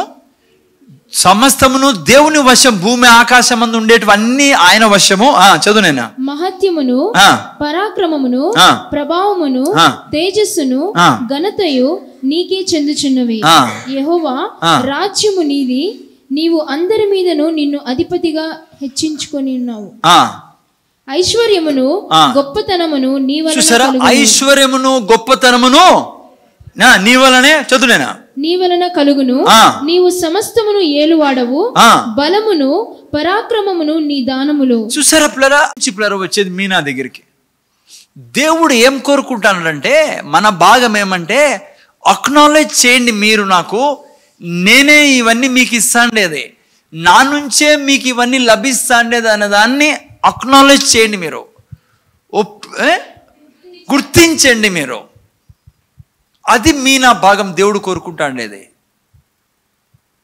ఏమైందంటే పిల్లరా, ఈ ప్రీచింగ్లో చాలామంది టైత్ గురించి ప్రీచ్ చేయడంలో గడిబిడి చేసి ప్రజలకి టైత్ అంటేనే భయం పెట్టేసినారు. యాక్చువల్గా ముఖ్యంగా నేను గమనించినది, నేను ఎవరికి విరోధం చెప్పడం పాపం చెప్పుకునే అది ప్రీచింగ్ చాలామంది చేస్తూ అంటారు. నా యొక్క స్టడీ ఏమంటే, ప్రాపర్గా ఒక మంచి పాస్టర్, చర్చి కలిగిన పాస్టర్, మా ఈనాడు బ్రదర్ మీరు ముందు చూడాలి, అందరూ చర్చి కలిగిన పాస్టరు, తన దగ్గర సంఘం ఉండి సంఘ సభ్యులుండి ఆత్మలు రక్షించాలని భారం కలిగిన వాడు, అంతేకాకుండా అనేక మంచి పనులు సంఘం ద్వారా చేయాలా, ఇది దేవుని హృదయ వాంఛ. మనం ఆల్రెడీ చదువుకున్నాం, ఎందుకు ఐశ్వర్యం ఇస్తారంటే మంచి పనులు చేయడానికి, దేవుని కార్యాలు చేయడానికి ఆస్తి ఇచ్చాడు దేవుడు. ఇవి చేయాలా అనే హృదయం కలిగిన పాస్టరు ఎప్పటికీ చెప్పడు టైత్ ఇద్దండి, టైత్ మంచిది కాదని. గమనించింది ఏం తెలుసా, ఈ సంఘాలు ఉండవు వీళ్ళకి, అట్లా చెప్పేవాళ్ళకి సంఘం ఉండదు. వాళ్ళు ప్రీచర్స్ అంతే, అంటే ఏదో వీడియో చేసి పడేలా దాంట్లోకి యూట్యూబ్లోకి ఎవడోడు వింటాడు కదా అని. నా పాయింట్ ఏమంటే, సంఘ భారం కలిగి హృదయం కలిగి ఆత్మలను రక్షించాలా, నా సంఘము నేను కలిసి ఈ యొక్క దేశాన్ని సువార్త ద్వారా నింపాలా, బీదలకు సాయం చేయాలా, రకరకాల దేవుడు చెప్పినాడు. ఇది చేయాలని పోయేవాడు ఎప్పుడు తన సంఘానికి బోధిస్తాడు టైత్. రెండవది, ఇది ఇస్తేనే మీ భాగం పూర్తి చేసినట్ల టైత్. ఓకేనా? సో వాళ్ళ మాటలు వీళ్ళ మాట వినకండి. బైబిల్ ఏం చెప్తుందో అది చూసుకోవాలి మనం. ఎవరో ఏదో చెప్పారని చెప్పి నేను చాలామంది గమనించా, వాళ్ళకి చర్చ్ ఉండదు, ఇట్లా ఈద్దని చెప్పేవాళ్ళు. డబ్బులు అవసరం దేవునికి, వీళ్ళు డబ్బులే అడుగుతారు. Prosperity preachers. No I mean అది చాలా ఈడియట్నెస్ ప్లరా అలా వీడియోస్ రిలీజ్ చేయడం. నీకు నీకు నీకు అసలు అర్థం కాలే బైబిల్ నన్ను అడిగితే అట్లా చెప్పేవాళ్ళకి. దేవుడు ప్రింటింగ్ మిషన్ పెట్టుకోలేడా బయట నుంచి కరెన్సీ వేసేదానికి ఏఎల్ చర్చిలోకి? ఎవరు పంపించేదానికి? ఆత్మలు రక్షణ దానికి పంపించని మిషన్ పెట్టలే ఆయన మిషన్ ఎవరు తెలుసా? మీరే. ఆయన మీకిచ్చి మీ ద్వారా ఇప్పించి వీటి నుంచి ఎక్కడ పోవాలా, ఇప్పుడు అడిగి పోతుందో అడిగి పోవాలా. మీకు తెలిసి ఏం చేస్తానో మనం కొంత గొప్ప చేయగలుగుతున్నాం మనం దేవుని కృపల సంఘంగా. ఏదో ఉన్నాయి మీకు అందరికీ తెలుసు, పాతోళ్ళు, మీరేం కొత్త ఏం చెప్పాల్సిన పనిలా ఎక్కడికి మీ డబ్బు పోతుందో. సో మెయిన్ ఇష్యూ ఏంటంటే, నా భాగం బాగా గుర్తుపెట్టుకోండి. ఏంటంటే గుర్తించడము ఇదంతా ఆయనదే. అందుకే ఆయన అంటానాడే నాకు దశంభాగం ఇమ్మని, నేను ఇవ్వాలి. ఎప్పుడైతే నువ్వు ఇస్తావో బైబిల్ ఏమంటుంది మలాకి 3:10, నా భాగం నేను చేస్తాను. నా భాగం ఏమిటి? ఆకాశ వాకిళ్ళు తెరిచి పట్టజాలంత విస్తారంగా దీవెనలు కుమ్మరిస్తా. ఇది ప్రిన్సిపల్ ప్లరా. దేవుని భాగం దేవుడు చేశాడు, నా భాగం మీరు నేను చేయాల. లేకుంటే ఆ బ్లెస్సింగ్స్ అలాగే ఉండిపోతే నీ చేతిలో డబ్బు ఉండదు, ఐశ్వర్యం ఉండదు. నువ్వు ప్రార్థన చేయాలి మంచిది, ఉపవాస ప్రార్థన చేయాలి మంచిది, బైబిల్ చదవాలి మంచిది. కానీ డబ్బు గురించి ఆయన ఏం చెప్తాడో అది చేయలేదనుకో, నువ్వు ఎంత ప్రార్థన చేసినా ఎంత ఉపవాసం చేసినా తను చెప్తానే చేయకుంటే డబ్బు విషయంలో నీకు డబ్బు రాదు చేతుల్లోకి, ఫైనాన్షియల్ బ్లెస్సింగ్స్ రావు నీకు. ఓకే, జాగ్రత్తగా నేను ఇంకో విషయం చెప్తాను, మీకు బాగా అర్థమయ్యేదానికి ఇంకో పాయింట్ చెప్తాను. దేవుడు సృష్టిని సృష్టించినప్పుడు ఆదాముని సృష్టించాడు. ఓకే, ఆదాముని తీసుకొని పోయి అవ్వని ఇద్దరిని తీసిపోయి ఎక్కడ పెట్టాడు? ఏదోను తోటలో పెట్టాడు. మీకు తెలుసా ఆడే టైత్ స్టార్ట్ అయిందని? వినండి ఇప్పుడు జాగ్రత్తగా అమ్మా, ముందర చూడండి. దేవుడు ఆదాముతో చెప్పాడు, ఆదామా అన్నీ తిను, ఈ చెట్టులోది మాత్రం తినదు బాబు అన్నాడు. ఏది? మంచి చెడ్డు తెలివిచ్చే వృక్షం. ఎందుకు తినద్దు అన్నాడు? ఆ చెట్టు ఏమన్నా విషపూరితమైందా? ఏమా ఆ ఫ్రూట్స్ ఏమన్నా చెడ్డు చేసేటివా? చెట్టు చెడ్డదా? లేదు పిల్లరా. దేవుడు ఎప్పుడు ఏది చెడ్డది సృష్టించలే ఈ సృష్టిలో ఇంతవరకు. ఆయన ప్రతిదీ మంచిది మేలైనదే సృష్టించాడు. చెడ్డ ఎప్పుడు వచ్చిందంటే పాపం చేసిన తర్వాత. ఆదాము పాపం ద్వారా మరణం లోకంలోకి వచ్చింది. ఆయన నుంచి మరణము రానేలేదు ఇంతవరకు. ఆయన ఏ చెడు తేలే ఈ సృష్టిలో. మరి ఆ చెట్టును ఎందుకు తినొద్దన్నాడు? ఇప్పుడు వినండి మీరు, ముందర చూడండి. ఆదాము ఆ చెట్టును చూసినప్పుడు అంతా, ముందర చూస్తున్నారా అమ్మ? ముందర చూడండి. ఆదాము ఆ చెట్టును చూసినప్పుడు అంతా ఏమనేవాడు తెలుసా? ఆదాము ఏమనుకునేవాడు తెలుసా? ఇది తినకూడదు. ఎందుకు? ఇవన్నీ దేవుడు నాకు ఇచ్చాడు. సూర్యుడిచ్చాడు, చంద్రుడిచ్చాడు, భూమినిచ్చాడు, ముందు చూడండి, చెట్లు ఇచ్చాడు, కాయలు ఇచ్చాడు, జంతువులను ఇచ్చినాడు, ఇవన్నీ ఇచ్చినాడు దేవుడు. ఇవన్నీ ఆయన ద్వారా కలిగినటివి. అన్నీ ఇచ్చిన దేవుడు ఇది తినద్దన్నాడు. నేను తిన్నాం. ఏం చేస్తాడు ఆదాము? అక్నాలెడ్జ్ చేస్తాడు. తిరగలేదమ్మా, గుర్తిస్తా ఉన్నాడు. ఏం గుర్తిస్తాడు? ఇవన్నీ ఆయనవే, అందుకే ఆయన చెప్పినట్లే వినాలి నేను, ఎందుకంటే అన్నీ ఆయనవే. అందుకే ఎప్పుడు దాన్ని ఆ చెట్టును చూసినా వాళ్ళు తినేవాళ్ళు కాదు. ఎందుకంటే ఇది అన్నీ ఆయనే ఇచ్చాడని చెప్పేదానికి అక్నాలెడ్జ్మెంట్. కానీ ఏ రోజు వాళ్ళు ఆ ఫలం తిన్నారో అప్పుడేం చెప్తున్నారు వాళ్ళు దేవునితో? అక్నాలెడ్జ్ చేయడంలో అంతవరకు అక్నాలెడ్జ్ చేశారు. ఏ రోజు తిన్నారో వాళ్ళు ఏం చెప్తారో తెలుసా? నీకెందుకు లోబడాలా, ఇది నాదే, ఇది నా సంపాదన, ఇదంతా నాదే, నీ మాట ఎందుకు వింటా నేను? అక్నాలెడ్జ్ చేయడంలా దేవునికి. అమ్మ, దేవునికి ఏం చేయడంలా? గుర్తించడంలా. సమస్తము వచ్చింది ఆయన నుంచనే. అందుకే వెంటనే దరిద్రుడైపోయాడు ఆదాము. ఏమైపోయాడు చూసారా? దరిద్రం ఎట్లా వస్తుందో జీవితంలోకి. అన్నీ పోగొట్టుకున్నాడు అతను. అంతవరకు ఏమున్నాడు? ఐశ్వర్యవంతుడే ఉన్నాడు పిల్లరా. ఎందుకంటే ఎప్పుడు ఏం అక్నాలెడ్జ్ చేస్తాడు? అన్నీ నీ నుంచి వచ్చినవి, ఇవన్నీ నీవి, నువ్వే నాకు ఇచ్చిండేది. కానీ ఎప్పుడైతే తింటానాడో ఏమంటాడో తెలుసా? నా ఇష్టం, నా ఇష్టానుసారం బ్రతుకుతా, నీ ఆధీనంలో నేను ఉన్నాను, ఇది నాది, నా జీవితం ఇంక నుంచి నీ యొక్క చిత్తం ప్రకారం పోదు, నేను ఇండిపెండెంట్ని అంటున్నాడు. అర్థమైంది ఎప్పుడారా? పాపం అంటే ఏం చెప్పండి? ఆదాము పాపం చేసినాడు. ఏంది పాపం అంటే? ఏంటి సిన్ అంటే చెప్పండి? ఏం చేశాడు ఆదాము? Hello, sin is when man does not acknowledge God as the source of his life and sustenance. పాపం ఏంటంటే ఎప్పుడైతే మనిషి దేవుణ్ణి అక్నాలెడ్జ్ చేయడో, గుర్తించడో, ఆయనే సమస్తానికి మూలం అని, అదే పాపం. అర్థమైందా పిల్లరా? మీరే చెప్పండి, మీ దగ్గరకు వచ్చినటువంటి ఎవరి నుంచి వచ్చాయి? అన్ని దేవుడి నుంచే కదమ్మా. ఆకాశం ఎటు నుంచి వచ్చింది? భూమి ఎటు నుంచి వచ్చింది? ఇప్పుడు వీడియోలో చూసావు, అసలు నువ్వు ఎటు నుంచి వచ్చావు అమ్మా? ఏదో తల్లి గర్భం నుంచి ఎవరు నేను సాకిండేది? ఎంత పౌరు లేకుండా వీడికి వచ్చిన తర్వాత యాలీలా ఎందుకిలా దేవునికి? నా కష్టార్జితము, నేను సంపాదించిన నా డబ్బు అన్నప్పుడు ఆయన గుండెలు ఎంత బాధపడదు. నీ డబ్బు అవసరం ఆయనకి? నేను ఇప్పుడే చెప్పాను. ఎందుకు ఈ డబ్బులు ఎందుకు దేవునికి? ఎందుకు తెలుసా? ఆ డబ్బు ఇవ్వడం ద్వారా, దశంభాగం ఇవ్వడం ద్వారా నువ్వు దేవుణ్ణి అక్నాలెడ్జ్ చేస్తున్నావు, గుర్తిస్తున్నావు, ఆయన ద్వారానే నేను సమస్తం కలిగి ఉన్నానని. నువ్వు తీసుకుంటే ఊపిరి ఆయన ఇస్తానేదే.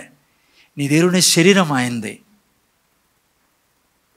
అది బాగుండాలంటే ఈ శరీరము, నీలో దీర్ఘాయువు ఉండాలన్నా, నీ మీద దురాత్మల ప్రభావం ఉండకూడదన్నా, అబ్రహాంలాగా అన్నీ కలిగి ఉండాలంటే అబ్రహాం ఏం చేశాడు? మెల్కీసెదెకు ఎదుట పోయి దశంభాగం ఇచ్చి, అయ్యా నువ్వు నా ఆధారము, నువ్వు నా మూలము.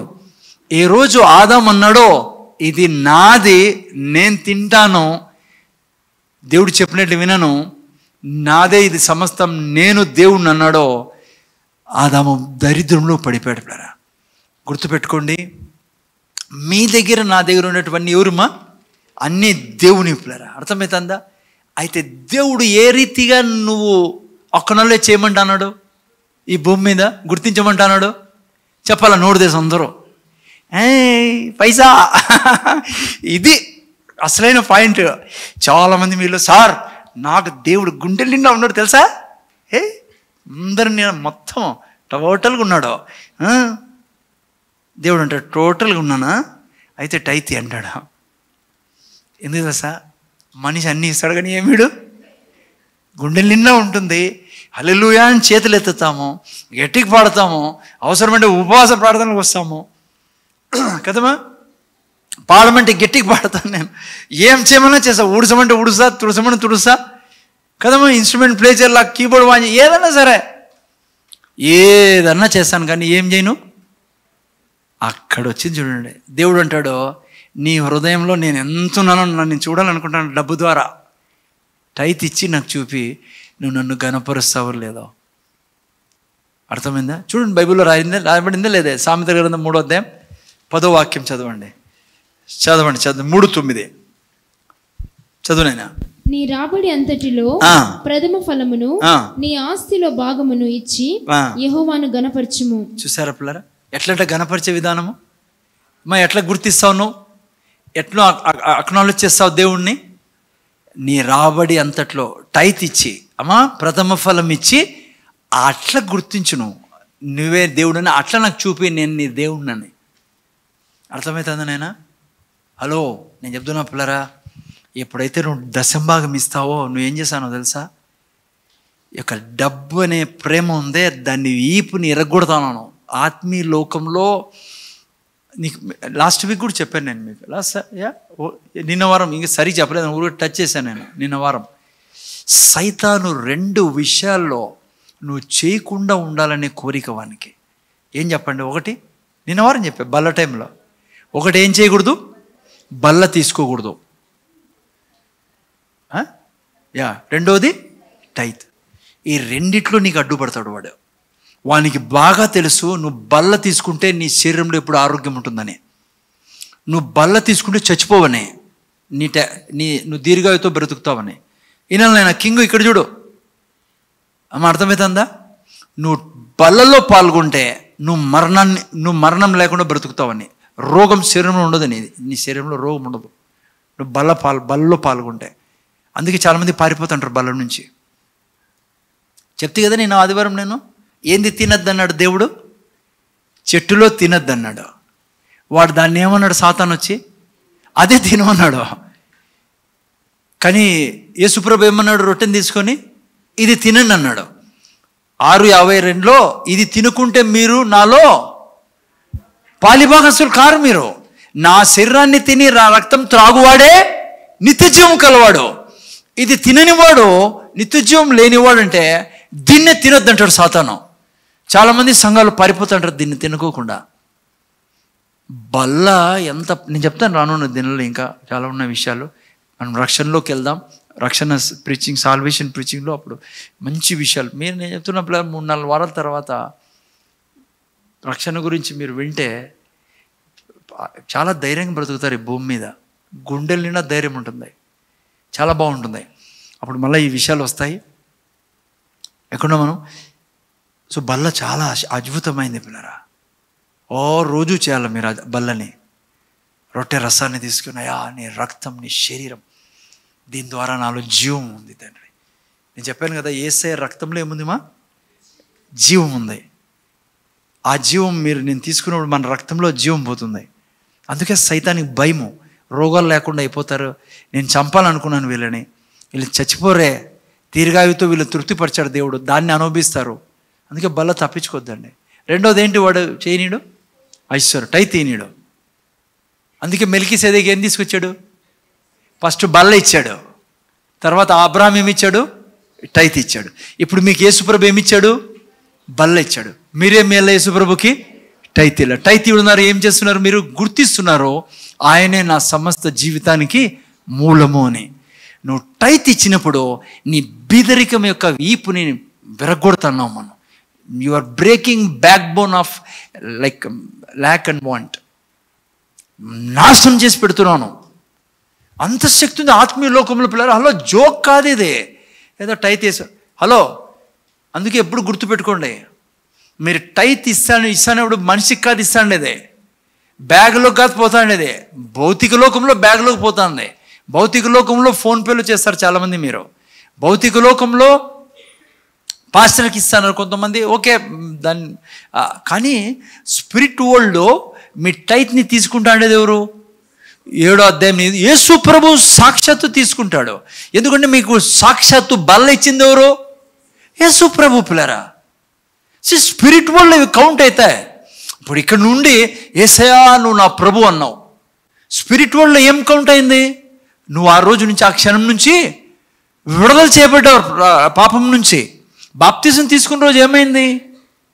బాప్తిజం తీసుకుని నువ్వు నీళ్ళలో మునిగా భౌతికంగా. స్పిరిట్ వరల్డ్లో ఏమైంది? ఆ రోజు నుంచి పాపం నీ మీద అధికారం చేయడానికి వీల్లేదు, తెగ్గొట్టేసావు నువ్వు సాతాను యొక్క శక్తులున్నాయి. ఇవన్నీ చాలా, ఈ సింబల్స్ అన్ని చాలా చాలా ఆత్మీయ లోకంలో మహా గొప్ప కార్యాలు చేసి పెడతాయి. పిల్లరా, మీరు ఇప్పుడు కన్ఫెస్ చేస్తారు యేసయ్య తిన్న దెబ్బల చేత నాకు స్వస్థత అని. మీకు దాని విలువ అర్థం కావడంలా. మీరు ఎప్పుడైతే ఆ యొక్క కన్ఫెషన్ చేస్తారో ఆత్మీయ లోకంకి తెలిసిపోతుంది ఈ వ్యక్తి మీద రోగం పెట్టడానికి నాకు అర్హత లేదని. దురాత్మలు పెట్టవు మీ శరీరం మీద రోగము. మీరు శరీరంలో ఏదైనా రోగం ఉన్నా మీరు విశ్వాసంతో దాన్ని కన్ఫెస్ చేసినప్పుడు దూతలు ప్రతి దురాత్మని సిమ్టమ్స్ పెడతాయి, దురాత్మని నాశనం చేసి పెడతాయి.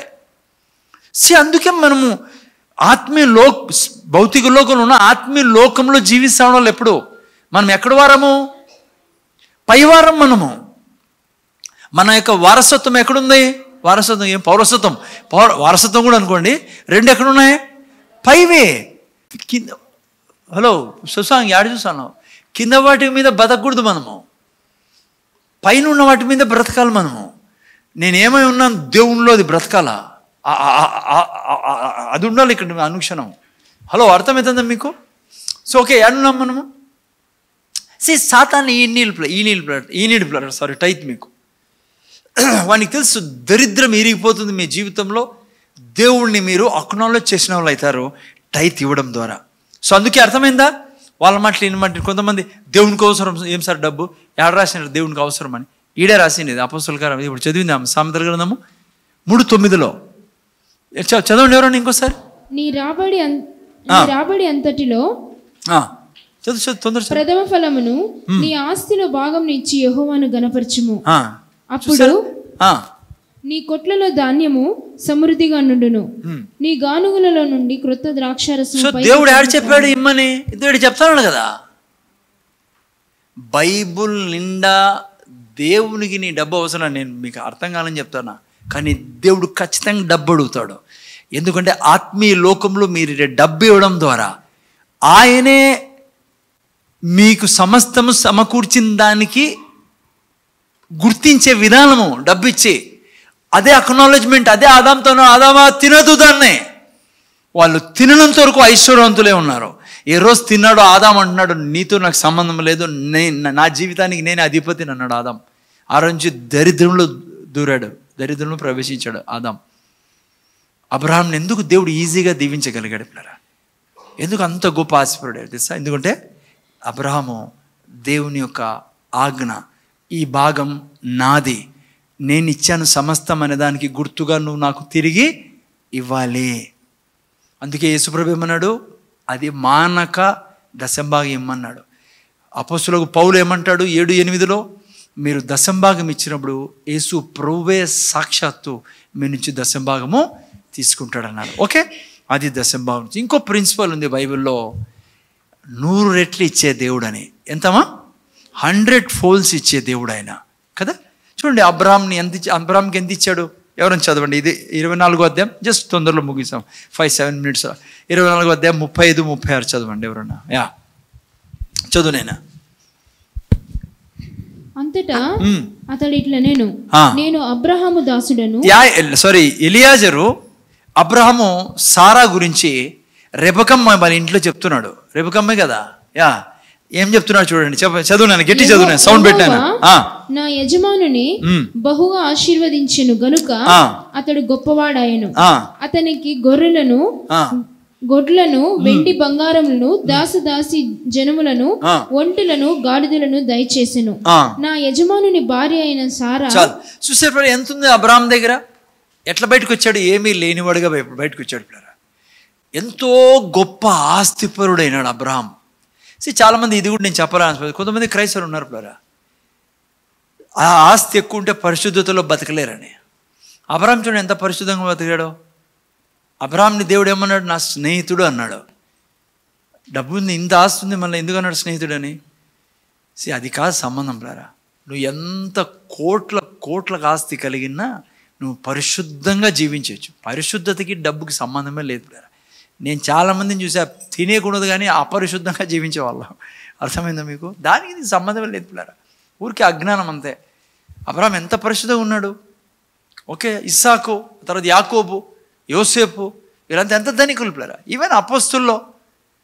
సో అది కాదు దానికి సంబంధం. చూడండి ఎంత ఆస్తి ఉందంట, చాలా ఆస్తి పరుల. ఐ మీన్ లైక్ బిలియనర్స్ వాళ్ళు. ఎవరెవరు? అబ్రాహాము, సారా. ఎందుకంటే దేవుడు 100 రెట్లు ఇచ్చాడు. ఎందుకు ఇచ్చాడు 100 రెట్లు? తన పిల్లల కోసం పిల్లరా. హలో, మీ దగ్గర నా దగ్గర ఐశ్వర్యం ఉండాలా. మంచి తల్లిదండ్రులు ఎవరు? నేను చాలాసార్లు చెప్పాను మీకు. సామెతల గ్రంథం 13:22 చదవనివరన్నా? 13:22 చదవండి. ఎందుకు ఆస్తి ఇచ్చాడు దేవుడు 13:22లో? తొందర చదవండి. నేను మంచివాడు తన పిల్లలను ఆస్తికర్తలుగా చేయును. చూసారా పిల్లరా, మీరు నేను మన పిల్లల్ని ఆస్తికర్తలుగా చేయాలా, వాళ్ళకు ఇల్లు కట్టేయాలా. వాళ్ళ కోసము మీరు, నేను ఎందుకు ఈ మాట చెప్పింది తెలుసా? మీరు టై తీయకుంటే మీరు దరిద్రం తెచ్చుకునేది కాకుండా మీ పిల్లలకు ఆస్తి లేకుండా చేస్తారు మీరు. చూడు, అబ్రహాము సారాలు చేసిన పనికి వాళ్ళ పిల్లల కోసం ఆస్తులు సంపాదించారు పిల్లరా. ఎంత గొప్ప ఆస్తిపరుడు చూడండి. ఎలియాజరు వెండి బంగారాలు కలిగిన వ్యక్తి. ఓకే, దేవుడు 100 రెట్లు ఇచ్చే దేవుడు పిల్లరా. చెప్పడం కాదు, ప్రూవ్ చేసి చూపించాడు దేవుడు. అబ్రహాంకి 100 రెట్లు ఇచ్చాడు. అంతేకాకుండా తన కుమారుడు కోసం కూడా 26వ అధ్యాయం తీయనైనా.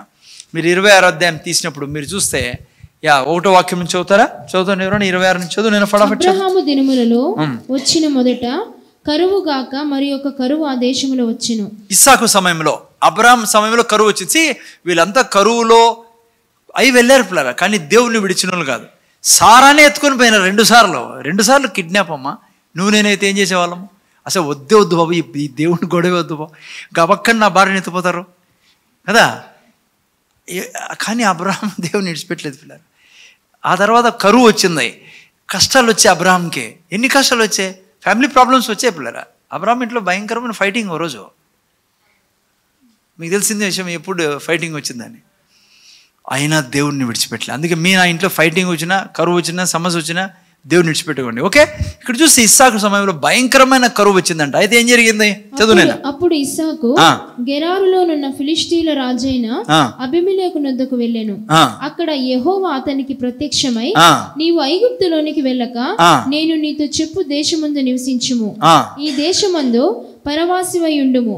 నేను నీకు తోడై ఉండి నిన్ను ఆశీర్వదించేదను. చూసారు పిల్లరా, దేవుడు ఎక్కడ ఉండమంటారో అక్కడ ఉండాలి మీరు నేను.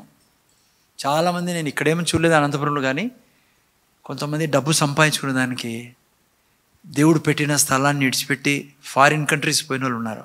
వాటికి పోయి వాళ్ళు జీరో అయిపోయి, ఎందుకంటే దేవుడు లేడు, దేవుని ఇష్టం కాదు. వీళ్ళు పోయినారు డబ్బు కోసం.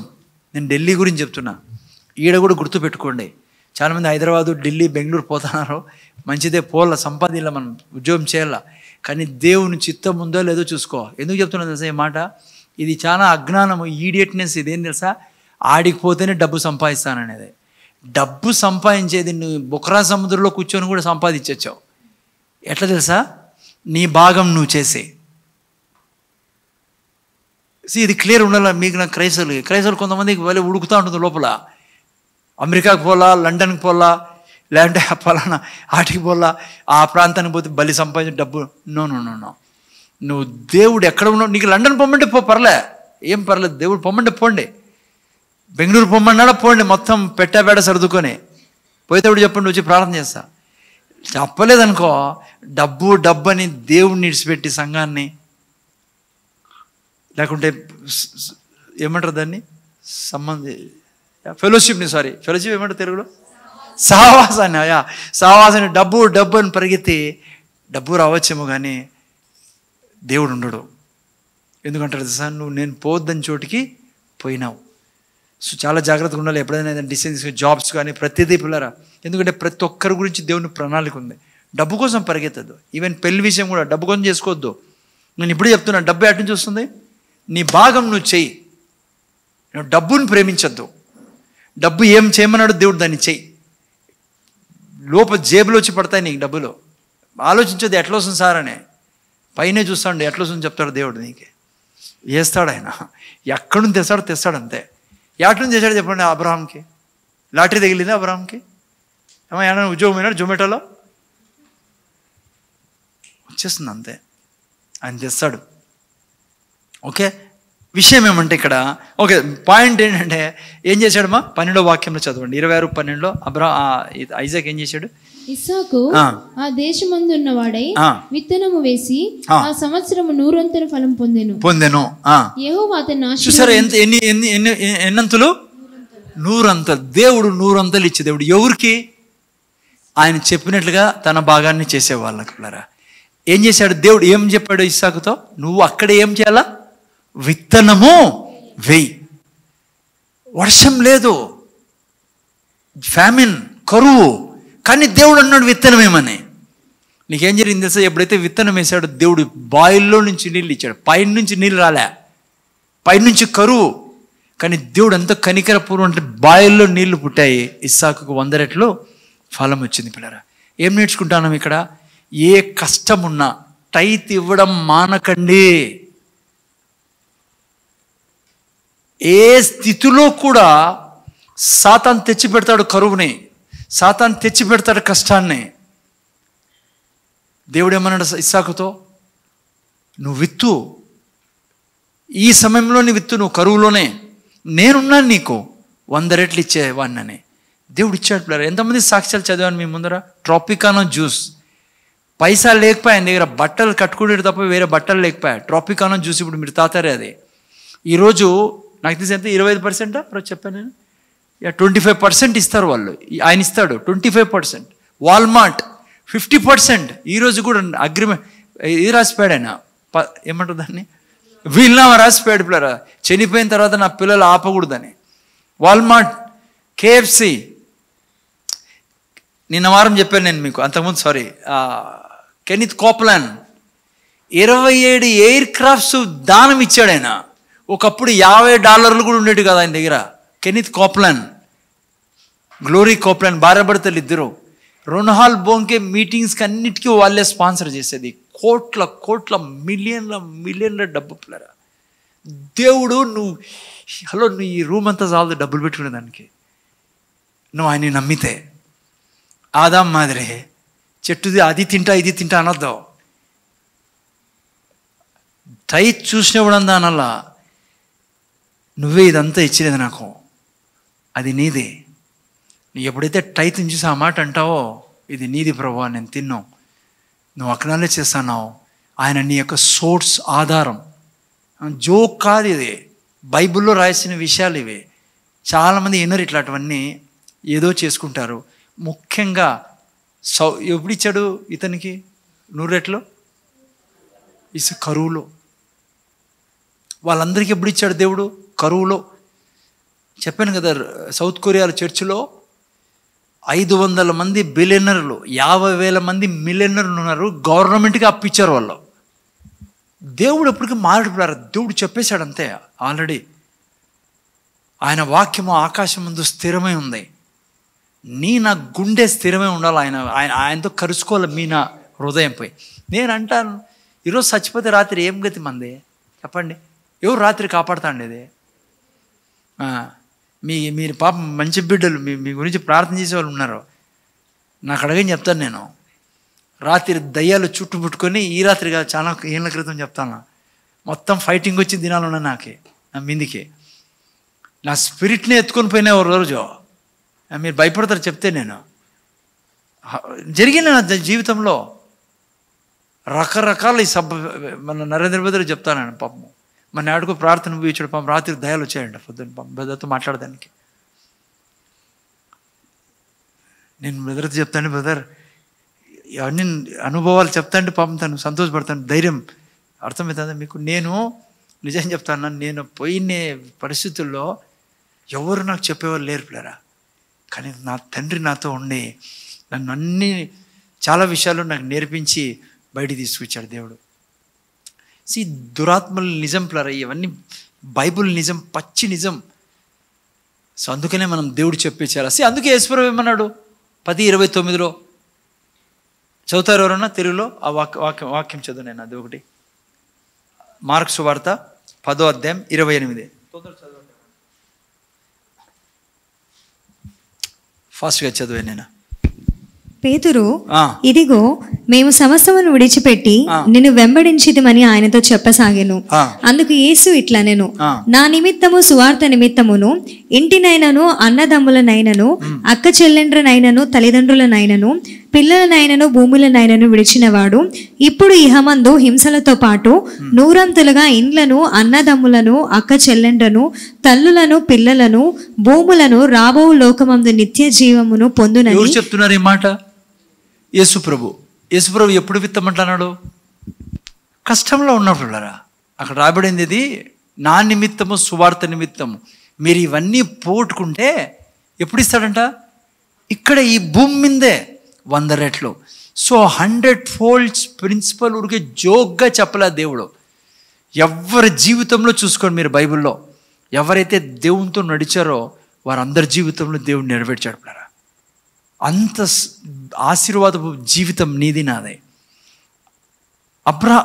ఇస్సాకు విత్తనం విత్తి ఏం చూపిస్తాడు? తన విశ్వాసాన్ని చూపిస్తాడు పిల్లరా. ఎప్పుడైతే తన భాగాన్ని చూపించాడో దేవుడు సంతోషపడి అదే భూమి మీద 26:13 చూడండి ఏం రాబడిందో. ఎంత దీవించాడు అబ్రాహాంని, ఇస్సాకుని. చదువు నేను 26:13 నేను చదువుతున్నా. అతడు మిక్కిలి గొప్పవాడగు వరకు. ఎంత మంచి మాట చెప్పండి నాయన. ఎంత గొప్పవాడు. ఎందుకు? కరువులో ఎవరి మాట విన్నాడు? దేవుని మాట విన్నాడు.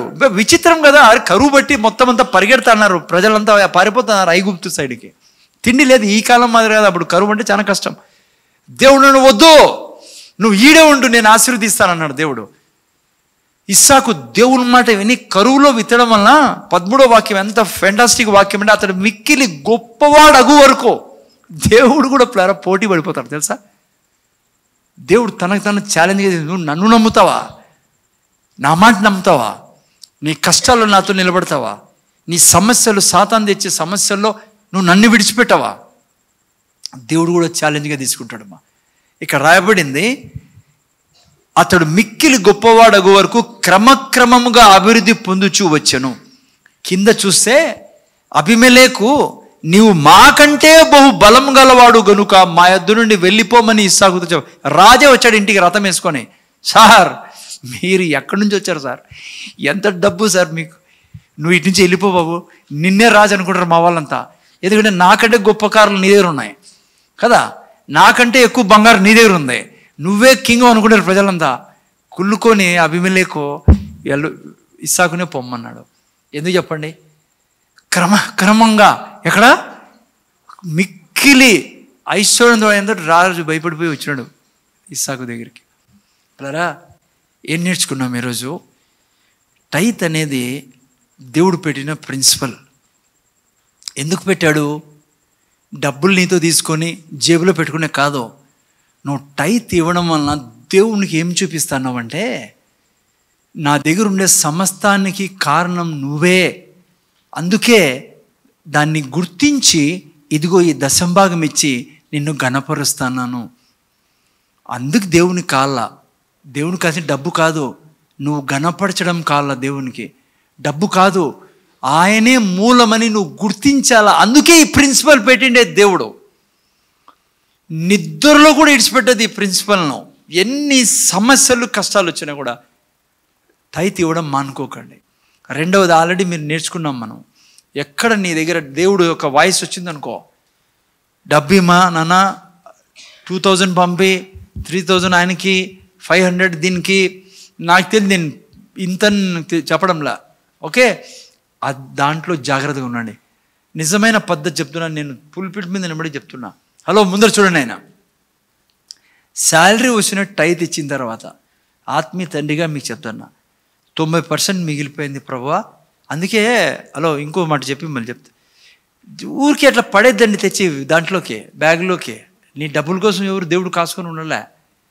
చాలా కృతజ్ఞతతో తేవాలి అది బలి. అది మీరు సంతోషంగా ప్రేమతో ఇంట్లో భార్యాభర్తలు కూర్చొని ప్రార్థన చేయండి టైత్ కోసం. అర్థమైందేనా? ఎంగిల్ దేద్దండి. కొంతమంది ఉన్నారు మొత్తం అంతా వాడుకొని లాస్ట్లో మిగిలింది చిల్లర అంతా చేసే పట్టు నువ్వు కూడా తీసుకో బాధపడద్దు అన్నట్ల. అది వద్దు. హలో, ప్రిన్సిపల్ తెలుసుకోండి. ఇది ఏందనుకున్నారు మీరు? ఆడుకోకూడదు మనం దేవునితో పిల్లరా. శాలరీ వస్తూనే ఫస్ట్ టైత్ పక్కన తీసి భార్యాభర్తలు పిల్లలు కూర్చొని ప్రార్థన చేయండి ప్లీజ్. దయతో 2 minutes ఇవ్వండి, 2-3 minutes అక్కడ చెప్పాలా. ఇప్పుడు నేను చెప్పిండి, తండ్రి మా దగ్గర ఉండే ఆస్తికి అంతా కారణం నువ్వే. నీ పిల్లలు వెళ్ళినండి, దేవుడు కూడా విన్ని ఆత్మీయలోకం సంతోషపడిని, దేవుని ఘనపరచు. ఇదిగో తండ్రి ఇక టైత్ని నీవే మా మూలమని, నీ వల్లనే మా దగ్గరికి వచ్చిన సమస్తమని కృతజ్ఞతతో నీకు దశంభాగం చెల్లించుకుంటున్నాం, సంతోషంతో ఇస్తున్నాం తండ్రి. అయ్యా నువ్వు ఆకాశ వాకిలు తెచ్చి ఇచ్చే దేవుడు అయ్యా. క్రమక్రమంగా ఇస్సాకును అభివృద్ధిపరచడం నన్ను అభివృద్ధిపరచే దేవుడు. వాక్యం చెప్పి టైట్ తీసుకొచ్చి ఇవ్వండి. లేకుంటే మీరు ఆ ఫోన్పే చేసినా ఏది చేసినా ప్రార్థన చేసి పంపించండి. ఓకే, అట్లయితే చేయకండి. ఆయన ఈ గొప్ప ప్రిన్సిపల్ని, మీ భాగాన్ని మీరు ఎన్నడే కానీ విడవకండి. మీరు చూడండి ఏం బెదిరికం ఉండదు. ఓకే, ఆ తర్వాత ఇంకో పాయింట్ కూడా చెప్తానండి. క్రమక్రమంగా గుర్తుపెట్టుకోండి. దేవునికి తెలుసు ఎప్పుడు ఇవ్వాలో ఏమి ఇవ్వాలో. నేను మీ ముందర నిలబడుకుని ఓపెన్ సాక్ష్యం పిల్లరా, నేను టైత్ మొదలుపెట్టినప్పుడు నాకు ఎప్పుడు థాట్ వచ్చేది, నేను ఇవన్నీ ఏమీ చేశా, నాకేం రాలేదు అనుకునేవాడిని. నేను ఎప్పుడు స్టార్ట్ చేశాను టైత్. నువ్వు కోరుకున్నట్లు నెలలో 2 నెలలు 6 నెలలు ఈడైనా ఆయనకు తెలుసు ఎప్పుడు ఇవ్వాలో నీకు. కరెక్ట్గా 3 years తర్వాత, నేను ఇచ్చిన 3 years తర్వాత 2000లో నేను ఇవ్వడం జరిగింది. 2003 నవంబర్లో దేవుడు నాకు ఇల్లు ఇవ్వడం జరిగింది పిల్లరా. ఆ 2-3 నెలల అంతకుముందు ఊహల్లో కూడా రాలే నాకే. అట్లా చేసే దేవుడు ఆయన. అంటే నేను ఎందుకు ఎగ్జాంపుల్ చెప్తానంటే, కొంతమందికి ఇచ్చినాక ఏదైనా కష్టాలు సమస్యలు వస్తే ఇవన్నీ మామూలే చెప్తా అంటారులే, మనం యాడిస్తాంలే, మళ్ళా రేపు నెలలో 6 నెలల తర్వాత డిఏ పెరిగిన తర్వాత స్టార్ట్ చేస్తానులే. ఏం బిజినెస్ పెట్టుకోవద్దండి. ఆయన దేవుడు, నువ్వు మనిషివి. నీ భాగం నుంచి ఆయన భాగం ఆయన చేయని. ప్రార్థన చేసుకుందాం, కళ్ళు మూసుకొని. రేపు వారం ఇంకా ఉంది టైం మన దగ్గర. సో అర్థమైంది పిల్లరా? ఏదో నువ్వు తోటలో ఎందుకు దేవుడు ఆడే టైత్ స్టార్ట్ చేశాడు. నిజంగా చెప్పాలండి మీకు, దశంభాగం ఏదో తోటలోనే మొదలైంది. ఎప్పుడైతే తినద్దన్నాడో దేవుడు, అది కూడా దశంభాగంతో సమానం పిల్లరా. సో ఎందుకు మీరు దాన్ని గుర్తిస్తున్నారా లేదా అనే దాన్ని బట్టి ఆ దేవుడు యొక్క ప్రిన్సిపల్ని పెట్టాడు. మీ భాగం మీరు తప్పకుండా చేయండి. తండ్రి కృతజ్ఞతలో మేము మర్చిపోకుండా సాయం చేయండి. నువ్వు నమ్మదగిన దేవుడు స్వామి. అబ్రహాము దేవుడిని, ఇస్సాకు దేవుడిని, యాకోబు దేవుని ఎందుకన్నావంటే, చూడండి వారు నమ్మడం వలన వారిని ఎంత దీవించారు నేను ఐశ్వర్య విషయంలో. అవును తండ్రి, ఈరోజు మేము కూడా తండ్రి నీ యొక్క మా భాగాన్ని మేము చేసినప్పుడు బీదరికం మాకు ఉండదు తండ్రి. మా బీదరికాన్ని మా యేసయ్య కొట్టి పడేశారు మా జీవితంలో నుంచి. ఇప్పుడు మా భాగం మేము చేసినప్పుడు మేము ఎప్పుడు క్రమక్రమంగా మిక్కిలి ఐశ్వర్యవంతులైనంతవరకు మమ్మల్ని నువ్వు విడిచిపెట్టవు తండ్రి. మా పిల్లల్ని విడిచిపెట్టవు, మా పిల్లల్ని నువ్వు విడిచిపెట్టవు తండ్రి. మా వంశంలో అసలు బీదరికం అనేది ఉండనివ్వు తండ్రి. ఇక్కడున్న బిడ్డలనైనా ఆదాములా ఫలం తినకుండా సహాయం చేయండి. అబ్రహాములా తండ్రి నీకు ఇచ్చేవారిగా సహాయం చేయండి. కృప చూపించమని మా ప్రభువు యేసుక్రీస్తును వేడుకొచ్చున్నాం తండ్రి. 2 చేతులెత్తి దేవుని ఆశీర్వాదం తీసుకుందాం. యేసయ్య కృప, దేవుని ప్రేమ, పరిశుద్ధాత్మక సహవాసం మనకు మన కుటుంబాలకి ఇప్పుడు ఎల్లప్పుడూ సదాకాలం తోడను గాక. ఆమేన్.